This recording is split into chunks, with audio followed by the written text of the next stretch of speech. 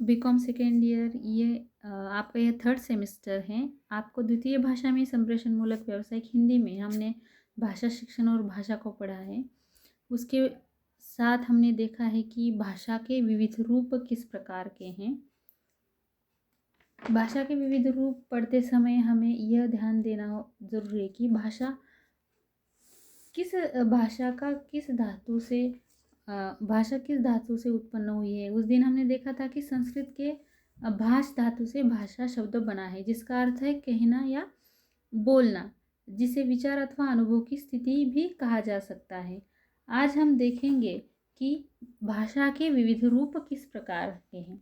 उसमें भाषा के विभिन्न रूप और शैलियाँ होती है, जिसे सामान्य भाषा, साहित्य भाषा या फिर साहित्यिक भाषा और परिनिष्ठित भाषा आदि नाम दिए जाते हैं। इनके अतिरिक्त भाषा का एक अन्य रूप भी है, जिसे प्रयोजन मूलक भाषा कहा जाता है। भाषा के इस रूप का विकास वर्तमान युग की आर्थिक, व्यावसायिक, वैज्ञानिक और प्रशासनिक आवश्यकताओं की पूर्ति के लिए प्रयोजन से हुआ है। प्रयोजन यानी एकांत उद्देश्य या हेतु को मद्देनजर रखते हुए जिस भाषा का उपयोग किया जाता है उसे प्रयोजन मूलक भाषा कहा जाता है। अब देखिए कि हम उसमें पहला देखेंगे वैज्ञानिक और तकनीकी हिंदी किस प्रकार की है।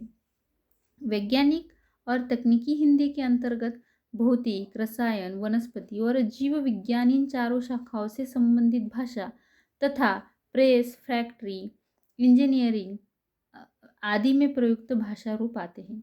इनकी अपनी शब्दावली होती है तथा कुछ अंश तक संरचनात्मक भेद भी इसमें पाए जाते हैं। वैज्ञानिक एवं तकनीकी भाषा सुस्पष्ट, सुनिश्चित, संक्षिप्त, सुबोध और सरल होनी चाहिए। अब देखिए कि एक हाथ कहा है कि वैज्ञानिक या तकनीकी भाषा में अगर अर्थपूर्णता नहीं होती है या संक्षिप्तता नहीं आती है तो या फिर सुबोध और सरल नहीं होती है तो उसका उद्देश्य जो है वह हमें प्राप्त नहीं हो सकता। इसी के साथ प्रयोजन मूलक हिंदी के इन क्षेत्रों की शब्दावली मुख्यतः अंग्रेजी शब्दावली का अनुवाद अनुवाद है, ऐसा हम कह सकते हैं। इसके साथ संक्षिप्तता, वस्तुनिष्ठता, अलंकारिकता का अभाव है। वैज्ञानिक शैली आदि विशेषताएं इसमें होना अति आवश्यक माना गया है। दूसरी ओर देखते हैं हम प्रशासनिक या कार्यालयीन हिंदी। प्रशासनिक या कार्यालयीन हिंदी से तात्पर्य है, जैसे हम पढ़ते हैं तो तभी हमें पता चलता है कि प्रशासनिक यानी प्रशासन से जुड़ी हुई वह हिंदी है जो सरकारी, अर्ध सरकारी और निम्न सरकारी प्रकारों में प्रयुक्त की जाती है। वास्तव में कार्यालय की सबसे बड़ी इकाई प्रशासन ही है।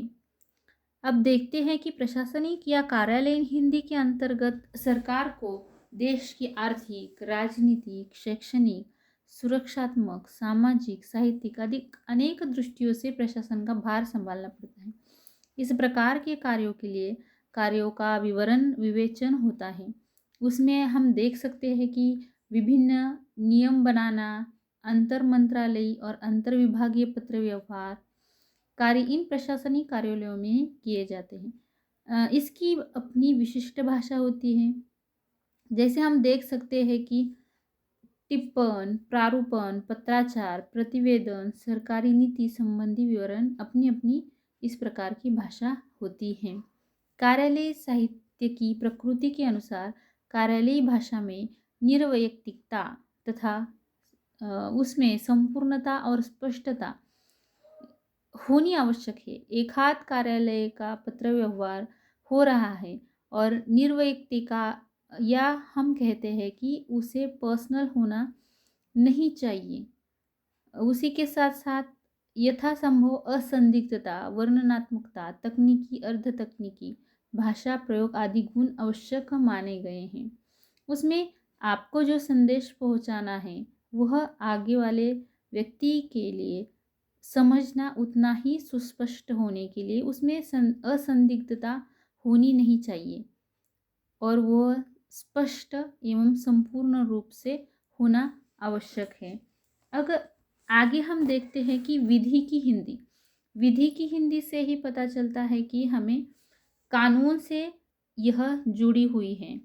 विधि की हिंदी से तात्पर्य है कानून या विविध क्षेत्र में प्रयुक्त हिंदी, उसे हम विधि की हिंदी कह सकते हैं। विधि का क्षेत्र अत्यंत व्यापक है। विधि अर्थात कानून सम्मत ऐसी व्यवस्था जिसका पालन हर एक के लिए अनिवार्य है। जैसे हम कहते हैं ना कि अ, हर एक नियम जो सरकार ने बनाया है वो अगर आप नहीं उसका पालन करते तो आपको उसके लिए दंड दिया जाता है। उसी प्रकार यहाँ भी एक ऐसी व्यवस्था है जिसका हर एक व्यक्ति को पालन करना आवश्यक ही माना गया है। न्याय प्रक्रिया का पहला आधार लिखित विधान होता है। इसलिए संविधान, अधिनियम, नियम, विधि नियम, स्थायी आदेश, करार या फिर उसे अनुबंध भी कह सकते हैं हम, दस्तावेज विधि साहित्य के अंतर्गत आते हैं। न्याय प्रक्रिया, निर्णय, बयान, साक्ष्य आदि विधि के क्षेत्र में जुड़े प्रत्यक्ष विषय है। इन सब के साथ जुड़ी हुई भाषा विधि की हिंदी कहलाई जाती है। सुनिश्चितता, जैसे हमने पहले भी देखा है कि प्रशासनिक हो, वैज्ञानिक या तकनीकी, जो हिंदी है उसमें सुस्पष्टता होनी जरूरी है। अनुवाद प्रधानता इसकी विशेषताएं मानी जाती हैं। अनुवाद यानी एक भाषा से दूसरी भाषा में कहना, लिखना या बोलना। अनुवाद यानी स्रोत भाषा से लक्ष्य भाषा में उसका ट्रांसलेशन करना।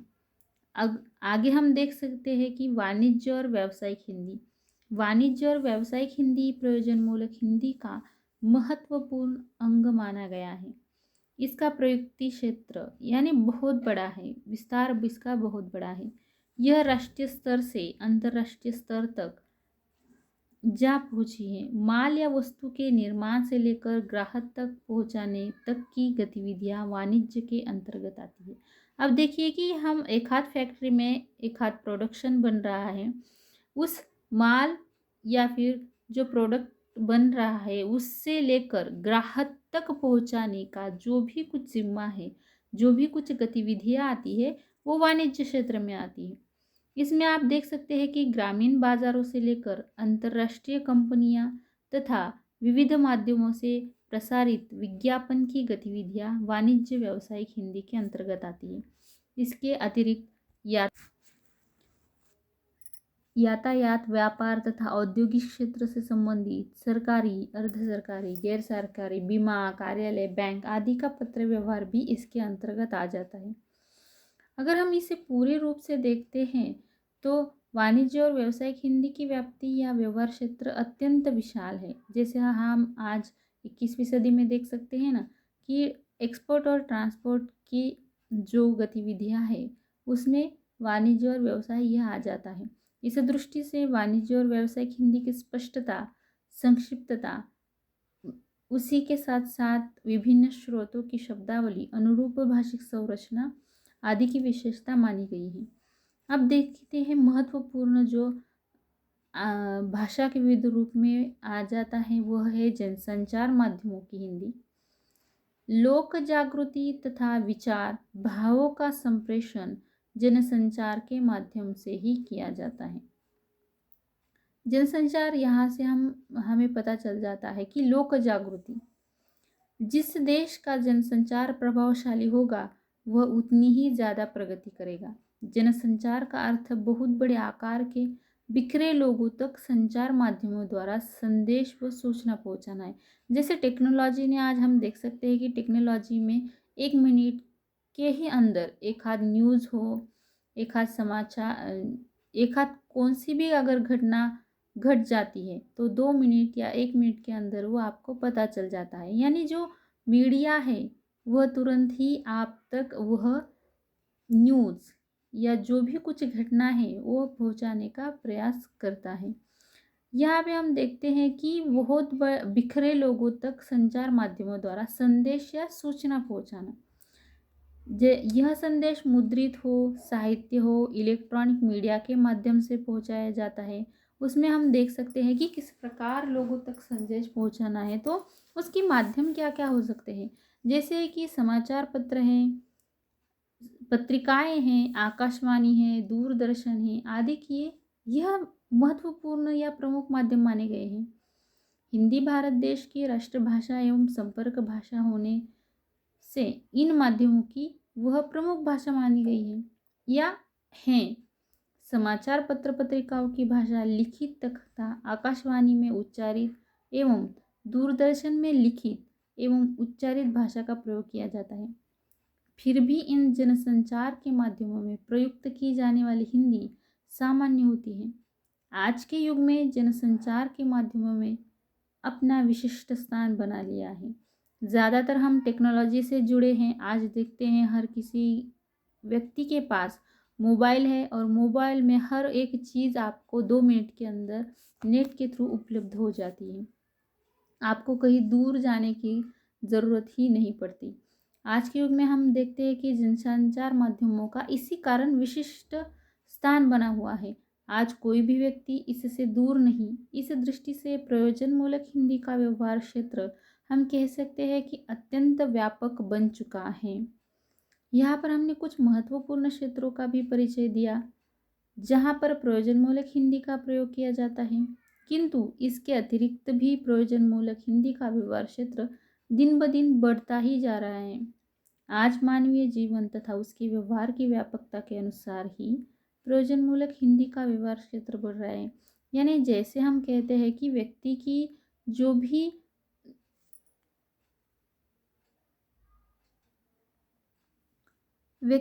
भी ज़रूरतें हैं, जो भी उसका महत्वपूर्ण काम है, ये टेक्नोलॉजी के माध्यम से ही पूरा हो रहा है।